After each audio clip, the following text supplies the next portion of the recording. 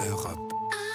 Europe 1. Vincent Herouet, l'ancien Premier ministre de Malaisie, a été arrêté hier. Il est accusé de corruption. Oui, les anciens présidents finissent plus souvent en prison qu'au Panthéon. Ça arrive souvent et partout. Park Geun-hye, la première femme qu'ont élu les Sud-Coréens, a été incarcérée pour un quart de siècle. Ça, c'était l'an dernier. Le mois dernier, idem pour Lula au Brésil. La semaine dernière, 783 accusations criminelles ont été recensées contre le Sud-Africain Jacob Zuma. Ah, c'est beaucoup. Hier après-midi, Rafael Correa, l'Équatorien, a été rattrapé par un mandat d'arrêt international dans son exil à Bruxelles. Et demain, ce sera le tour sans doute de Grace Mugabe au Zimbabwe, la première dame qui sera la première à payer. Perdre le pouvoir, c'est perdre l'impunité. Et quand on sort de la lumière, eh bien on termine à l'ombre. Et pour cause, les successeurs ont besoin de boucs émissaires. Il faut bien faire semblant de lutter contre la corruption, et d'autant plus quand on a l'intention de se remplir les poches. Mais ce qui se passe en Malaisie n'a rien à voir. La Malaisie est en état de grâce et même d'euphorie. Un espoir immense s'est levé. Il est d'autant plus fort que personne ne s'y attendait. Les élections générales du mois dernier auraient donc changé la vie. La coalition au pouvoir depuis l'indépendance, il y a 60 ans, a été battue. Premier tremblement de terre. Le nouveau Premier ministre est le plus vieux dirigeant au monde qui se soit jamais fait élire. Mahathir Mohamad a 92 ans. À cet âge, on se dit, il sera prudent, tolérant, il prendra son temps.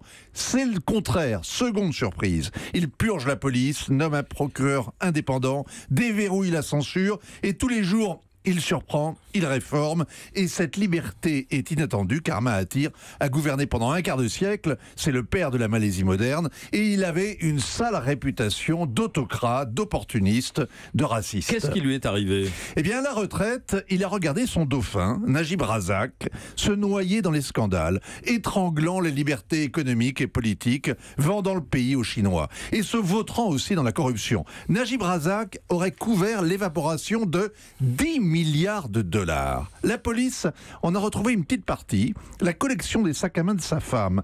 567 sacs de luxe, dont une moitié de sacs Hermès, remplis de billets, de montres, de 12 000 bijoux, un shopping à 234 millions d'euros. On se croirait à Tunis, à la chute des Ben Ali. Mahathir Mohamad est de la même génération que Béji Caïd Essebsi, le président tunisien. Après les pères indignes, place au grand-père de la nation. Il lui rend espoir, il restaure l'État, et tout comme les patriarches sauvent les familles avec un peu de dignité. Vincent Herouet. Hélène ? Moi j'ai une question géopolitique très Pas pointue. une question sac à main.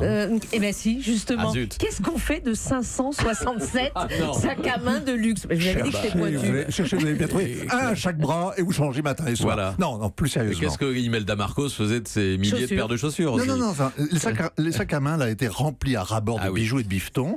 Et ils étaient dans leur boîte, intacts. C'est un placement.